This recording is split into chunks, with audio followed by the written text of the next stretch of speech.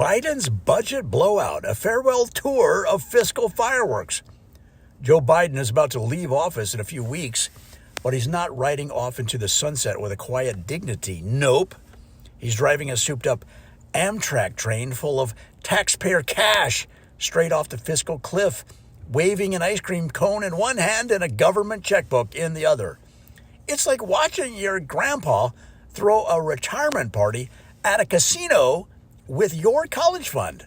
You can't look away, mostly because he keeps winking at the camera and saying, "Come on, man, I'm investing in America." Let's break this down.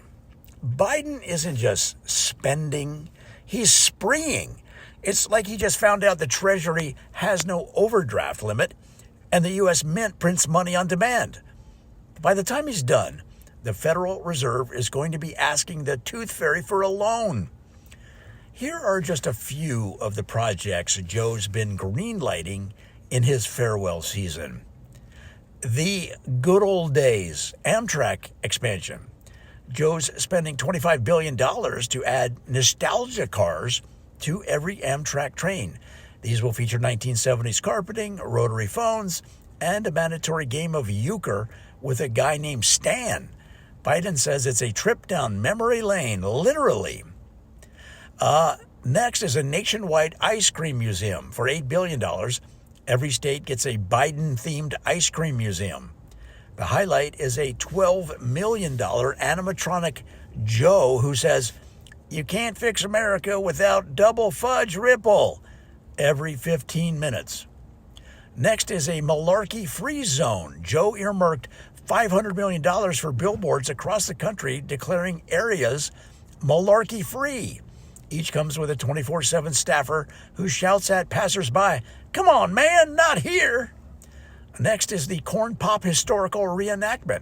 For $2.5 billion, Biden is funding reenactments of his infamous poolside standoff with Corn Pop. Actors will travel to schools to perform Joe versus the Razor Dude in gymnasiums nationwide. Next is the Aviator Initiative. A cool $1.2 billion is going toward free aviator sunglasses for every American over the age of 5. Biden calls it the foundation of a stronger, cooler democracy. Next is the Build Back Boardwalks. Biden's $6 billion project connects inland towns with floating boardwalks, each outfitted with souvenir stands selling seashell keychains and crab-shaped magnets. When questioned, Joe replied, "Delaware's got boardwalks, why not Des Moines?" Next is the Presidential NAP program. For $750 million, every American gets a government-issued recliner and a federally mandated nap time. Joe insists it'll boost productivity, saying, "I came up with this idea after a long snooze on Air Force One. Revolutionary stuff, folks." Next is dog therapy for Secret Service agents.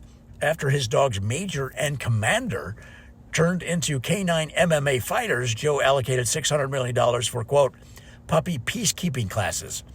Biden promises, "We're building a dog-friendly future, no biting, all barking."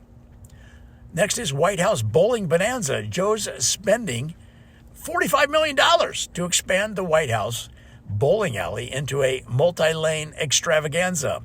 Plans include glow-in-the-dark pins and a nacho cheese fountain. The next one is the Great American Corn Dog Stimulus for $3 billion.